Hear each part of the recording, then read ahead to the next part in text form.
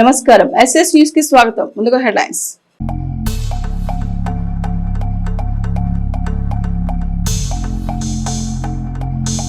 ఎడ్లపాడి రహదారి ఉత్సవాల్లో పాల్గొన్న ఎమ్మెల్యే పత్తిపాటి పుల్లారావు దైవ సందేశం వినిపించిన దైవజనులు.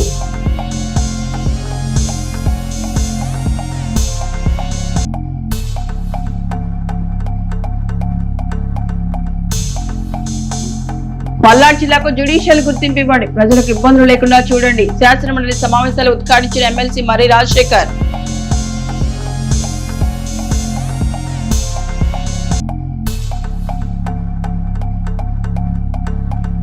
పల్నాడు జిల్లా కలెక్టర్ కార్యాలయంలో కలెక్టర్ కృతికా అధికారులతో సమీక్ష. ఇళ్ల నిర్మాణాలపై అలసత్వం వహిస్తే కఠిన చర్యలు తీసుకుంటామని హెచ్చరిక.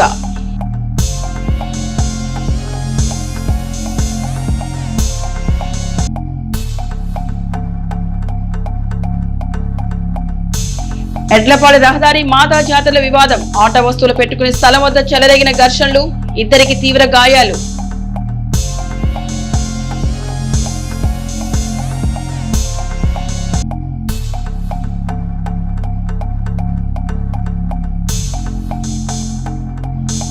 మొదలైన ఇంటర్మీడియట్ పరీక్షలు ప్రశాంతంగా పకడ్బందీగా జరుగుతున్న పరీక్షలు.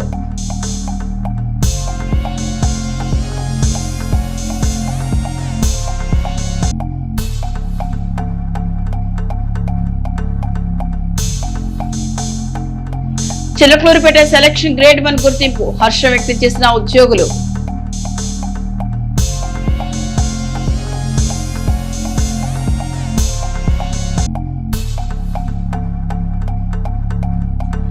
పట్టణంలో జరుగుతున్న అభివృద్ధిపై స్పందించిన municipal chairman Rafani. MLA Pattipati వెంట జీవితాంతం నడుస్తానన్న రఫానీ.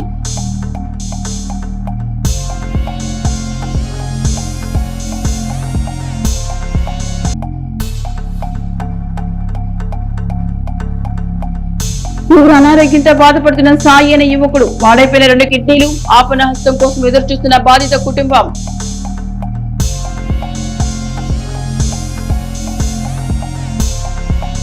చిలకలూరుపేట పట్టణ తెలుగుదేశం పార్టీ సీనియర్ నాయకులు కుప్పాల సుబ్బారావు గత కొంతకాలంగా అనారోగ్యంతో బాధపడుతున్న కారణంగా ఎమ్మెల్యే పత్తిపాటి పుల్లారావు పట్టణంలోని కొండ్రపాడు 38వ వార్డులో గల వారి ఇంటికి వెళ్లి వారి ఆరోగ్య పరిస్థితుల గురించి తెలుసుకుని వారిని పరామర్శించారు. ఈ కార్యక్రమంలో మాజీ మంత్రి శాసనసభ్యులు పత్తిపాటి పుల్లారావు వెంట పలువురు ప్రముఖులు పాల్గొన్నారు. ఎడ్లపాడు మండలం ఎర్రకొండ మీద జరుగుతున్న రహదారి మాతా పుణ్యక్షేత్రం ఉత్సవాల్లో శాసనసభ్యులు పత్తిపాటి పుల్లారావు ముఖ్య అతిథిగా హాజరయ్యారు. ఈ సందర్భంగా పత్తిపాటిని బ్రదర్ సుభాష్ చంద్రబోస్ ఘనంగా సన్మానించారు. అనంతరం పత్తిపాటి క్రైస్తవ సమాజాన్ని ఉద్దేశించి తన సందేశం వినిపించారు. కూటమి ప్రభుత్వం ఉన్నంత కాలం రహదారి మాతా పుణ్యక్షేత్రంకు సంబంధించి అన్ని రకాలుగా సహాయ సహకారాలు అందించడం జరుగుతుందని పత్తిపాటి తెలిపారు. బ్రదర్ సుభాష్ చంద్రబోస్ తన సందేశంతో ప్రభు ఆశీస్సులు అందించి మీ అందరి జీవితాల్లో ఆరోగ్య సుఖ సంతోషాలతో శాంతిని నింపడానికి ఎంతో కృషి చేస్తున్నారని అన్నారు. బిషప్ భాగ్య గారి నేతృత్వంలో జరుగుతున్న రహదారి మాతా ఉత్సవాల్లో పాల్గొనడం ఎంతో సంతోషంగా ఉందని పత్తిపాటి తెలిపారు. చిలకలూరుపేట పట్టణంలోని స్థానిక కార్యాలయంలో ప్రజా దర్బార్ నిర్వహించి ప్రజల నుంచి అర్జీలు పత్తిపాటి స్వయంగా స్వీకరించారు. జగన్ పాపాల పాలన ఫలితమే ప్రజలను పట్టి పిడుస్తున్న రెవెన్యూ ఇతర భూ సమస్యలని వాటి పరిష్కారంపై ముఖ్యమంత్రి ప్రత్యేక దృష్టి పెట్టారని తెలిపారు. ప్రజా సమస్యల పరిష్కార వేదిక ప్రజా దర్బార్లో భూ వివాదాలకు సంబంధించి ప్రత్యేక సెల్ ఏర్పాటు చేయనున్నట్లు పత్తిపాటి తెలిపారు. నియోజకవర్గంలో అక్రమ లేఅవుట్లకు ఆస్కారం లేకుండా రాజమార్గంలో అన్ని అనుమతులుండడమే అందరికీ మంచిదని అన్నారు. మాజీ అవినీతి మంత్రి ఆమె అనుచరులు కుటుంబ సభ్యులు కాలువలు చెరువులు డొంకలు జాతీయ రహదారి భూములు కూడా ప్రజలకు అంటగట్టి పరారయ్యారన్నారు. ప్రజల నుండి వచ్చిన అర్జీలను పరిష్కార దిశగా చర్యలు తీసుకోవాలని అధికారులకు ఆదేశించారు. జిల్లా కోర్టుల అంశంపై శాసనమండలి సభ్యులు మర్రి రాజశేఖర్ ప్రసంగించారు. మర్రి రాజశేఖర్ శాసనమండలిలో జిల్లా కోర్టుల వ్యవస్థపై ప్రాముఖ్యమైన అంశాన్ని ప్రస్తావించారు. ప్రస్తుతం రాష్ట్రంలో 28 జిల్లాలు ఏర్పాటు చేయబడినప్పటికీ కొన్ని జిల్లాల్లో ప్రిన్సిపల్ జిల్లా కోర్టులు ఇంకా పాత ఉమ్మడి జిల్లా కేంద్రాల్లోనే కొనసాగుతున్నాయని ఆయన పేర్కొన్నారు. ఉదాహరణకి పల్నాడు జిల్లా పరిధిలోని నరసరావుపేటలో జిల్లా కోర్టు పనిచేసినప్పటికీ ప్రిన్సిపల్ కోర్టు మాత్రం ఉమ్మడి జిల్లా కేంద్రమైన గుంటూరులో కొనసాగుతోందని వివరించారు. ఈ కారణంగా పల్నాడు జిల్లాకు చెందిన న్యాయవాదులు మరియు ప్రజలు మొదట గుంటూరుకు వెళ్లి కేసులు ఫైల్ చేసి అక్కడి నుంచి ఫైళ్లను నరసరావుపేటకు ట్రాన్స్ఫర్ చేయించుకోవాల్సిన పరిస్థితి ఏర్పడుతోందని తెలిపారు. దీనివల్ల సమయం, ఖర్చు మరియు శ్రమ పరంగా వారు తీవ్ర ఇబ్బందులు ఎదుర్కొంటున్నారని ఆవేదన వ్యక్తం చేశారు. కొత్త జిల్లాల ఏర్పాటుతో పాటు ఆయా జిల్లాలో పనిచేస్తున్న జిల్లా కోర్టులను ప్రిన్సిపల్ జిల్లా కోర్టులుగా ప్రకటించేందుకు హైకోర్టుకు ప్రభుత్వం ప్రతిపాదన పంపించాలని ఆయన విజ్ఞప్తి చేశారు. ఈ విషయంపై తగిన చర్యలు తీసుకోవాలని మండలి చైర్మన్ ని కోరారు. నేను అడిగింది ఇప్పుడు ఉన్నటువంటి జిల్లా పరిధిలో 28 జిల్లాలు అయింది సార్. ఈ 28 జిల్లాల పరిధిలో కొన్ని చోట్ల, అన్ని చోట్ల కాదు, కొన్ని చోట్ల జిల్లా కోర్టులు ఆల్రెడీ పనిచేస్తున్నాయి. ఇక్కడ మాకు పల్నాడు జిల్లాలో నరసరావుపేటలో జిల్లా కోర్టు ఉంది. ప్రిన్సిపల్ కోర్టు వచ్చేసరికి ఉమ్మడి జిల్లా కేంద్రంగా గుంటూరులో ప్రిన్సిపల్ కోర్టు ఉంటుంది. అట్లాగే మిగతా జిల్లాల్లో కూడా ఇదే పరిస్థితి కొన్ని చోట్ల ఉంది అధ్యక్ష. ప్రిన్సిపల్ కోర్టు ఉమ్మడి జిల్లాలో ఉంటే ఇక్కడ పల్నాడు జిల్లా వాళ్ళు మొత్తం అక్కడికి వెళ్ళి అక్కడ ఫైలింగ్ చేసుకొని అడ్వకేట్స్ కానీ లిటిగెంట్ పబ్లిక్ కానీ వీళ్ళందరూ కూడా కోర్టు ఇక్కడ పెట్టినా జిల్లా కోర్టు అక్కడికి వెళ్తే ఆ జిల్లా కోర్టులో ప్రిన్సిపల్ జిల్లా కోర్టులో ఫైల్ చేసుకుంటే అవి వాళ్ళు ఫార్వర్డ్ చేస్తారు ఇక్కడ ఎడిషనల్ జిల్లా కోర్టుకి. పల్నాడు జిల్లాలో ఉంది ఎడిషనల్ జిల్లా కోర్టు, గుంటూరులో ఉంది ప్రిన్సిపల్ జిల్లా కోర్టు. నేను అడిగింది ఏంటంటే జిల్లాలు ఆల్రెడీ చేశారు. ఈ జిల్లాల పరిధిలో ఉన్నటువంటి జిల్లా కోర్టులని జ్యుడిషియల్ జిల్లాలుగా ప్రకటించడానికి మీరేమైనా హైకోర్టుకు ప్రతిపాదనలు పంపారా? ఒకవేళ పంపకపోతే జ్యుడిషియల్ జిల్లాలుగా ఏర్పాటు చేయడానికి చర్యలు తీసుకోవాలని చెప్పి నేను కోరుతా ఉన్నాను. దీనివల్ల అడ్వకేట్స్ ఇబ్బంది పడతా ఉన్నారు, పబ్లిక్ ఇబ్బంది పడతా ఉన్నారు. కాబట్టి ఎక్కడైతే జిల్లా కోర్టులు ఉన్నాయో కొత్త జిల్లాలు ఏర్పాటు చేసిన కాడ ఆ జిల్లా కోర్టుని ప్రిన్సిపల్ జిల్లా కోర్టుగా డిక్లేర్ చేయడానికి హైకోర్టుని ప్రతిపాదన చేయమని చెప్పి నేను అడుగుతాను. మంత్రి గారు, చిలకలూరుపేట పురపాలక సంఘాన్ని గ్రేడ్ 1 మున్సిపాలిటీ నుంచి సెలక్షన్ గ్రేడ్ మున్సిపాలిటీగా అప్గ్రేడ్ చేస్తూ రాష్ట్ర ప్రభుత్వం ఉత్తర్వులు జారీ చేసిందని మున్సిపల్ కమిషనర్ శ్రీహరి తెలిపారు. సెలక్షన్ గ్రేడ్ గా చిలకలూరుపేట ఎంపికవడం పట్టణాభివృద్ధికి కృషి తోడ్పాటిస్తోందని ఆయన తెలిపారు. ఎమ్మెల్యే పత్తిపాటి పుల్లారావు సహకారంతో కేవలం అతి తక్కువ సమయంలోనే చిలకలూరుపేట మున్సిపాలిటీ సెలక్షన్ గ్రేడ్ గా ఎంపికైందని పేర్కొన్నారు.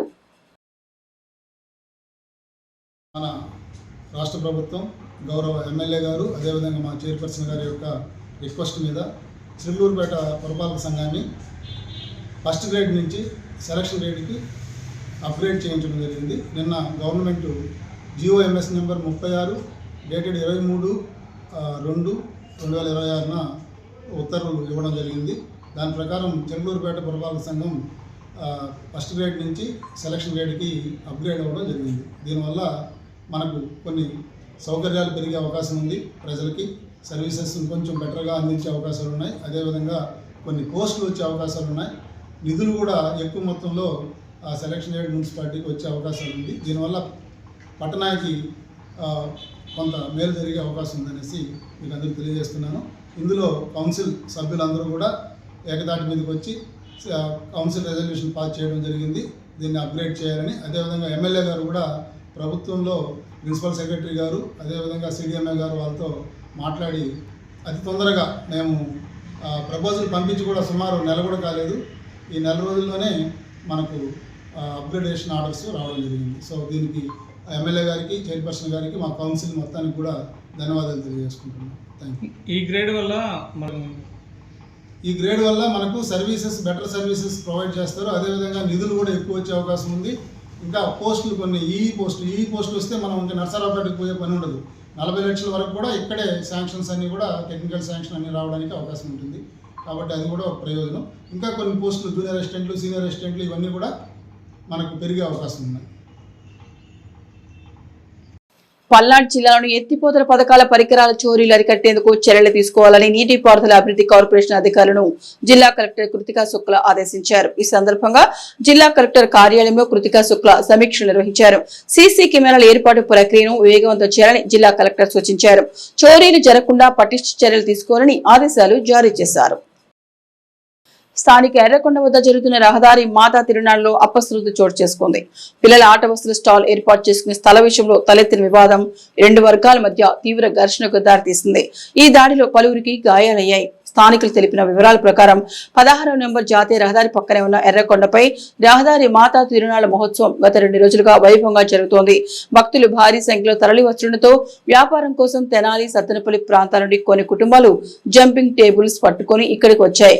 కొండ వద్ద ఈ పరికరాలను ఏర్పాటు చేసుకునే స్థలం కేటాయింపు విషయంలో ఇరు వర్గాల మధ్య వాగ్వాదం మొదలైంది. ఇది కాస్త ముదిరి ఒకరిపై ఒకరు భౌతిక దాడులు చేసుకునే వరకు వెళ్లింది. ఈ ఘర్షణలో పాల్గొన్న వారు ఒకరికొకరు సమీప బంధువులే కావడం గమనార్హం. ఈ దాడిలో ఇరు వర్గాల వారికి గాయాలయ్యాయి. క్షతగాత్రులను చికిత్స నిమిత్తం ఎడ్లపాడు ప్రాథమిక ఆరోగ్య కేంద్రానికి మరియు చిలకలూరుపేట ప్రభుత్వ ఆసుపత్రికి తరలించారు. ఘర్షణ అనంతరం ఇరు వర్గాల వారు ఒకరిపై ఒకరు ఫిర్యాదు చేసుకునేందుకు ఎడ్లపాడు పోలీసులను ఆశ్రయించినట్లు సమాచారం. ఈ నెల 24 నుంచి సెకండ్ ఇంటర్మీడియట్ పరీక్షలు ప్రారంభమయ్యాయి. ఫస్ట్ ఇయర్ 17,740 మంది విద్యార్థులు, సెకండ్ ఇయర్ 16,636 మంది విద్యార్థులు పరీక్షలు రాస్తున్నారు. మొత్తం 449 పరీక్షా కేంద్రాలు ఏర్పాటు చేశారు. 814 మంది ఇన్విజిలేటర్లు పరీక్షల విధానాన్ని పర్యవేక్షణలో ఉన్నారు. ప్రతి కేంద్రంలో ఒక చీఫ్ సూపరింటెండెంట్ ఆఫీసర్ ను నియమించారు. 3 ఫ్లయింగ్ స్క్వాడ్లు, 3 సిట్టింగ్ స్క్వాడ్లు ఏర్పాటు చేశారు. జిల్లా స్థాయిలో మానిటరింగ్ కు డిఈసి కమిటీని జిల్లా కలెక్టర్ కృతిక నియమించారు.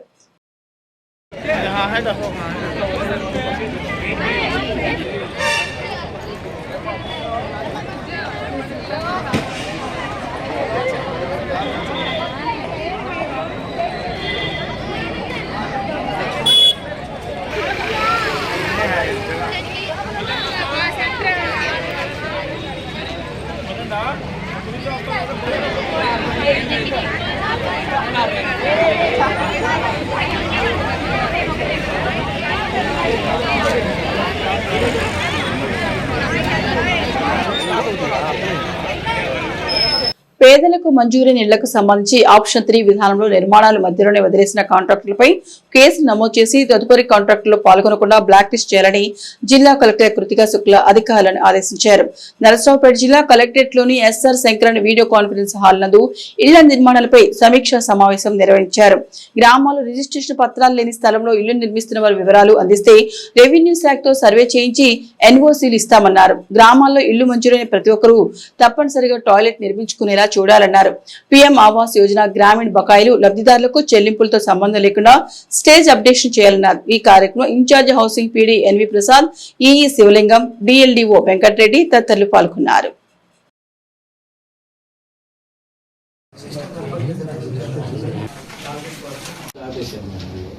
వాళ్ళకి ఏదైతే మనకు payment Narasaraopet urban is fully option 3 fully అవుపుల్ పాడు అప్డేట్ లిస్ట్ అప్డేట్ అయిపోయినాయి. ఉగాది టార్గెట్లు అప్డేట్ అవుతాయి. సరే అట్లాగా నాకు స్టేజ్ అప్డేషన్ అయితే చేయండి. ఎవరైనా వాళ్ళు పెట్టుబడితో చేస్తున్నారు, let them do reimbursement basis లో తర్వాత చేసేస్తారు కాబట్టి ఇప్పుడు టార్గెట్స్ అయితే ఇప్పుడు ఫిక్స్ గా మార్చ్ 31 దాకా టార్గెట్స్ ఫిక్స్ గా ఉన్నాయి. అది కాకుండా మనం కొత్తగా పిఎంఏ 2.0కి డిబిఆర్స్ అయితే మన జిల్లా నుంచి కానీ మన స్టేట్ నుంచి కానీ కొత్తగా ఈ రోజు అక్కడ స్టేట్ లెవెల్ మీటింగ్ జరుగుతుంది మేడం. దాంట్లో వాళ్ళలో స్టేజ్ రిలేషన్స్ గట్టిగా వచ్చింది 32 మందికి వచ్చింది మేడం. వాళ్ళలో 24 మంది చేసింది. ఇంకా 10 మంది అయితే పట్టణంలో జరుగుతున్న అభివృద్ధి కార్యక్రమాల గురించి municipal chairman Sheikh Rafani media సమావేశం నిర్వహించారు. చిలకలూరుపేట పురపాలక సంఘం కార్యాలయంలో మున్సిపల్ చైర్మన్ షేక్ రఫానీ మంగళవారం నాడు మీడియా సమావేశం నిర్వహించారు. ఈ సమావేశంలో పట్టణంలో జరుగుతున్న అభివృద్ధి పనుల గురించి వివరించారు. మీరందరూ కూడా ఒకసారి పట్టణంలో చూడండి. అనేక చోట్ల పట్టణంలో అనేక రకాలుగా అభివృద్ధి కార్యక్రమాలు జరుగుతున్నాయి. ఈ అభివృద్ధి కార్యక్రమాలన్నీ కూడా వారు స్పెషల్గా అంటే ఏదైతే పట్టణ అవసరాలు ఏమైతే ఉన్నాయో అవి మొత్తం కూడా తీర్చే దిశగా ఉన్నారు. అవి మొత్తం చేసే వ్యవహారంలో ఉన్నారు. రెండవది, మంచినీటి ఎద్దడి ఉండకూడదని 2 రోజుల క్రితం కమిషనర్ గారితో మీటింగ్ వేసేసి మళ్ళా సంబంధిత అధికారులతో మాట్లాడి రేపు 2వ తేదీ నుంచి మళ్ళా వాటర్ వచ్చే విధంగా చేసి చిలకలూరిపేట పట్టణ ప్రజలు ఎవరు కూడా నీటికి ఇబ్బంది పడకూడదని చెప్పి కమిషనర్ గారికి, డిఈ గారికి ఆదేశాలు ఇచ్చిన అంత కూడా వాడిదే. ఈ విధంగా చెప్పుకుంటూ వెళ్తే చాలా చాలా చాలా రోజులు జరుగుతుంది. మరి ఈ కార్యక్రమాల్లో నేను కూడా ఉంటాం అనేది నా అదృష్టంగా భావిస్తున్నాను. నా యొక్క విషయాలు త్వరలో అన్ని విషయాలు మీకు తెలియజేస్తాను. రెండవది, నేను వారి ఆధ్వర్యంలో కాస్త కూస్తూ అనారోగ్యంగా ఉండి మళ్ళా మామూలు స్థితికి వచ్చి ఇన్ని కార్యక్రమాల్లో పాల్గొన్నా అంటే దైవశక్తి ప్లస్ ఆయన యొక్క చొరవ. నేనైతే ఎప్పుడు కూడా ఆయనతోటే పయనిస్తానని, ఒక నాయకుడి వెంట పయనిస్తే ఏం జరుగుతుందనేది నేను కళ్ళారా చూస్తున్నాను తెలియజేస్తూ సెలవు తీసుకుంటాను. స్పెషల్ గ్రేడ్ చేస్తుంది కానీ మామూలుగా చేయదు.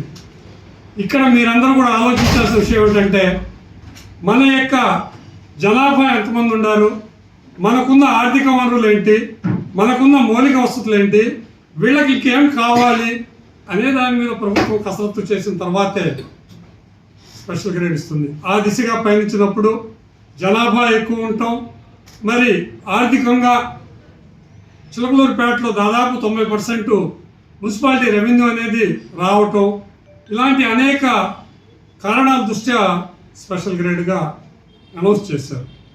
ఈ స్పెషల్ గ్రేడ్ అనౌన్స్మెంట్కి మన యొక్క శాసనసభ్యుల వారు కృషి స్వల్పమే, అంటే ఒక నాయకుడు ఎంతో కసరత్తు చేస్తే జరిగింది. కానీ మా నాయకుడు ఉన్న విషయాన్ని స్పష్టంగా తెలియజేస్తూ ప్రభుత్వానికి ఒక లేఖ ద్వారా తెలియజేస్తే అమ్మటే స్పెషల్ గ్రాంట్ వచ్చింది. రాజమండ్రిలో గుక్కెడిపాలు తాగిన కారణంగా 5 ప్రాణాలు కోల్పోయి 8 మంది హాస్పిటల్లో చికిత్స పొందుతూ విషమ పరిస్థితిలో ఉన్నారని గత కొన్ని రోజుల క్రితం గుంటూరు బిస్మిల్లా హోటల్పై జరిగిన దాడుల్లో పాడైపోయిన చికెన్, మటన్ లాంటి ఆహార పదార్థాలను కనుగొన్నారని, గుంటూరు నగరంలో కార్పొరేషన్ నీరు కలుషితమైన కారణంగా ప్రాణాలను కాపాడే నీరు పలువురు ప్రాణాలు తీసిందని, ఆధునిక సమాజంలో ఇలాంటి సంఘటనలు మన వ్యవస్థలోనే డొల్లతనానికి నిదర్శనమని సామాజికవేత్త మాదాసు భానుప్రసాద్ అన్నారు. గతంలో ప్రతి మున్సిపాలిటీలో ఆహార తనిఖీ అధికారులు ఉండేవారని, ఇప్పుడు ఆ బాధ్యతలు జిల్లా స్థాయి అధికారులకు అప్పగించడం వలన తనిఖీలు కంటి తుడుపు చర్యగా చేపడుతున్నారని, ప్రజల ప్రాణాలకు భద్రత కల్పించడంలో అధికారులు విఫలమవుతున్నారని భానుప్రసాద్ అన్నారు. ప్రజలను కేవలం ఎన్నికల వేళ ఓటు వేసేవారిగా గాను, పన్నులు చెల్లించేవారిగాను మాత్రమే చూస్తున్నారని, పన్నులకు తగ్గ సేవలు అందించడంలో మన ప్రభుత్వాలు వైఫల్యం చెందుతున్నాయని అన్నారు. ఇప్పటికైనా అధికారులు ఆహార కల్తీలను నియంత్రించి ప్రజల ప్రాణాలను కాపాడాలని, కల్తీలపై యుద్ధం ప్రకటించాలని కోరారు.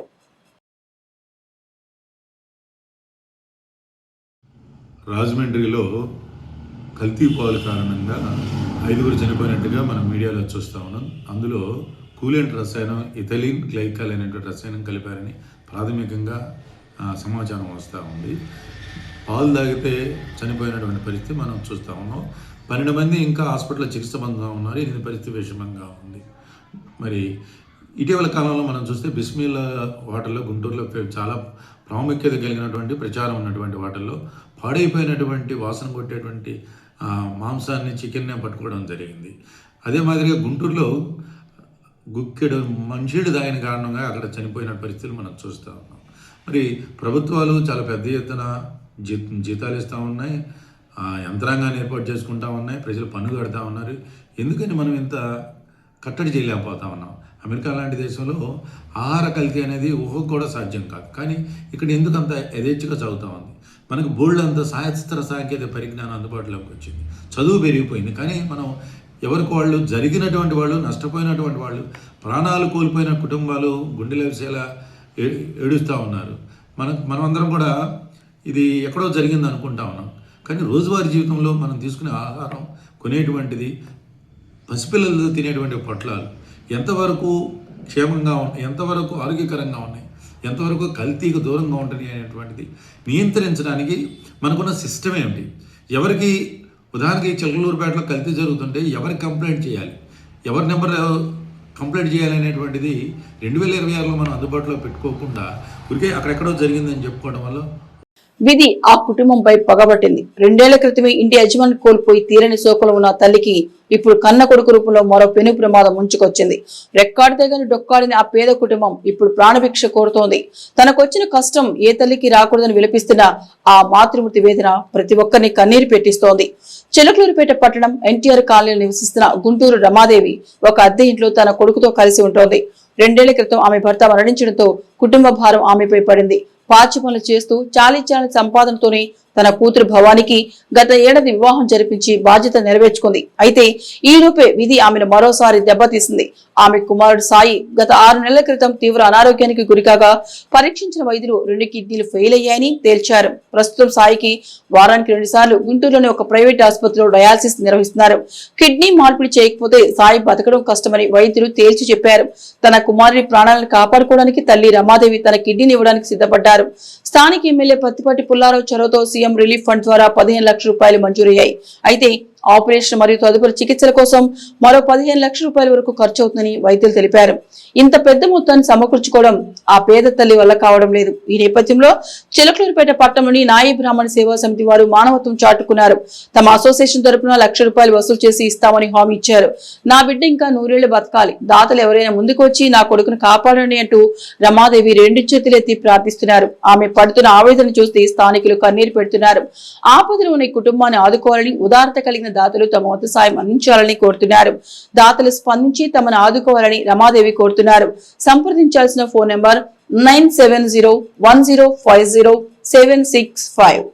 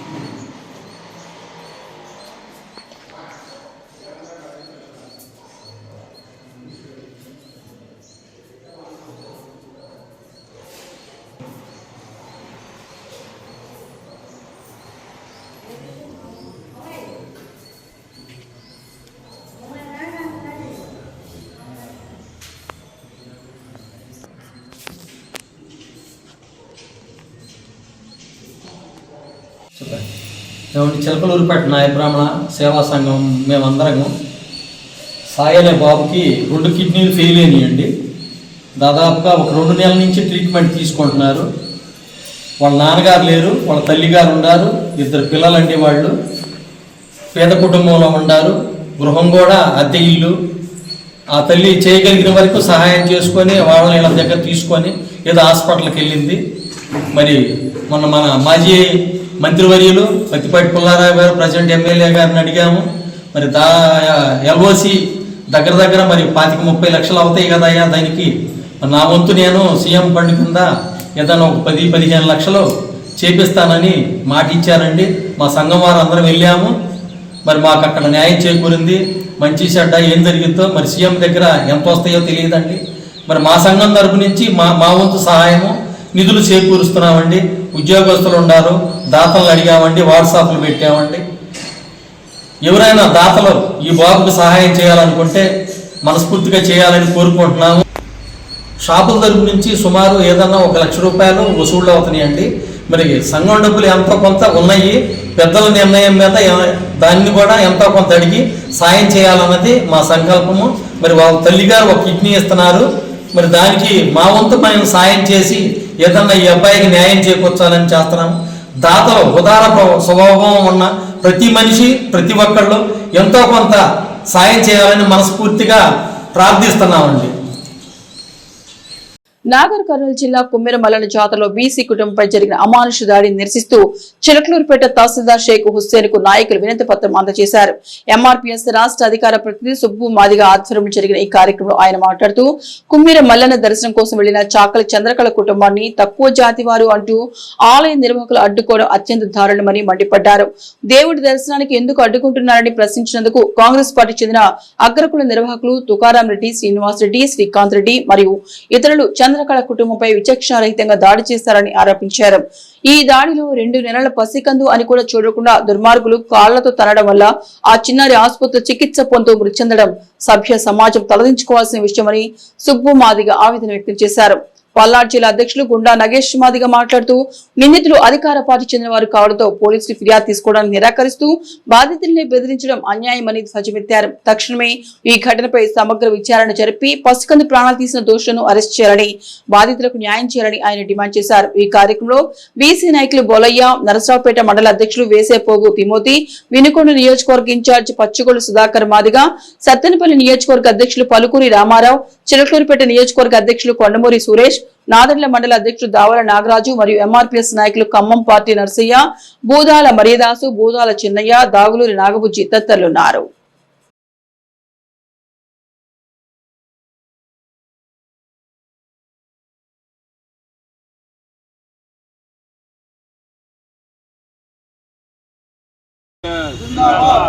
శిక్షించాలి. తెలంగాణ నాగర్ కర్నూలు జిల్లాలో కుమ్మెర జాతరలో అన్యాయంగా చంపబడ్డ బీసీ కులాలను చంపబడ్డ అగ్రవర్ణాలను శిక్షించాలి. ఎలక్ట్రానిక్ మీడియా వారికి మాదిగ రిజర్వేషన్ పోరాట సమితి తరఫున మాన్యశ్రీ ఉసిరిపాటి బ్రహ్మాబాది గారి తరఫున జై భీములు ఉద్యమం తెలియజేస్తాం. గత 2-3 రోజుల క్రితం తెలంగాణ నాగర్ కర్నూలు జిల్లా కుమ్మెర మల్లన్న జాతరలో చంద్రకళ కుటుంబాన్ని ఒక గుడి దగ్గర ఆ జాతరలో ఒక గుడిలోకి ప్రవేశానికి రాకుండా అడ్డుకున్నటువంటి అగ్రకుల మతోన్మాదులను తెలంగాణ ప్రభుత్వం శిక్షించాలి. అదేవిధంగా ఆ బాధిత కుటుంబాలకి న్యాయం చేయాలని ఎంఆర్పీఎస్ తరఫున ప్రధాన డిమాండ్ చేస్తారు. ప్రజలారా, ప్రజాస్వామికవాదులారా, భారతదేశంలో గొప్ప రాజ్యాంగం ఉన్నది. ఈ రాజ్యాంగంలో ఈ దేశంలో ఉండబడే పౌరులకు సమాన హక్కులు ఏర్పరిచిండు డాక్టర్ బాబాసాహెబ్ అంబేద్కర్ గారు. స్వాతంత్రం వచ్చి 80 ఏళ్ళైనా కానీ ఇంకా గుడికి బడికి దూరం చేసినటువంటి ఈ మతోన్మాదులను శిక్షించాలని ప్రధానంగా డిమాండ్ చేస్తా ఉన్నాం.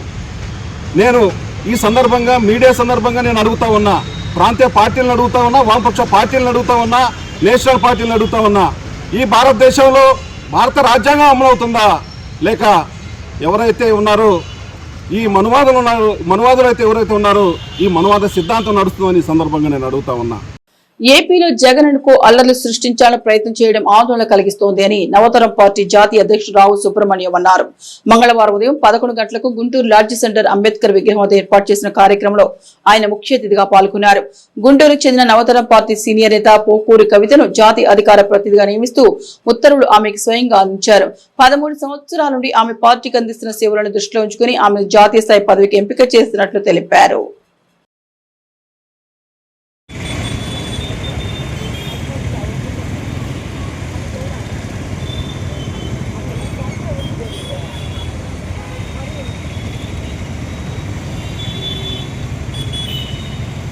AVSS న్యూస్ బులెటిన్ విశేషాలు. నమస్తే.